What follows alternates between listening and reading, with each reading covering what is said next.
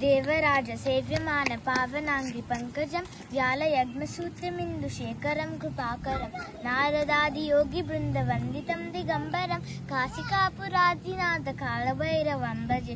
ओम भानुकोटि भास्वरंब वाग्दितारकं परं नीलकण्ठमीर्तिदातदायकं त्रिलोचनं कालकालमम्बुजाक्षमक्षशूलमक्षरं काशिकापुरादिनाथ कालभैरवं भजे।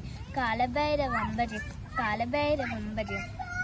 शूलतङ्कपासदाण्डपाणिमादिकारणं छायकायमादिदेवमक्षरं निरामयं भीमविक्रमं प्रभुं विचित्रताण्डवप्रियं काशिकापुरादिनाथ कालभैरवं भजे।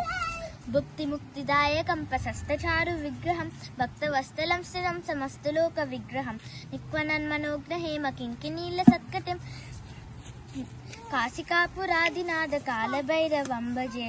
धर्मसेतुपालकं तु धर्ममार्गनाशकं कर्मपाशमोचकं सुशर्मदायकं विभुं स्वर्णवर्णकेशपाशशोभिताङ्गनिर्मलं काशिकापुरादिनाथ कालभैरवं भजे। रत्नपादुकाप्रभाभिरामपादयुग्मकं नित्यमद्वितीयमिष्टदैवतं निरञ्जनं मृत्युदर्पणासनं करालदंष्ट्रभूषणं काशिकापुरादिनाथ कालभैरवं भजे। अट्टहासभिन्नपद्मजाण्डकोशसत्कटिं दृष्टिपापनष्टपापजालमुग्रशासनम् अष्टसिद्धिदायकं कपालिमालिकाधरं काशिकापुरादिनाथ कालभैरवं भजे। भूतसङ्गनायकं विशालकीर्तिदायकं काशीवासिलोकपुण्यपापसूदकं विभुं नीतिमार्गकोविदं पुरातनं जगत्पतिं काशिकापुरादिनाथ कालभैरवं भजे।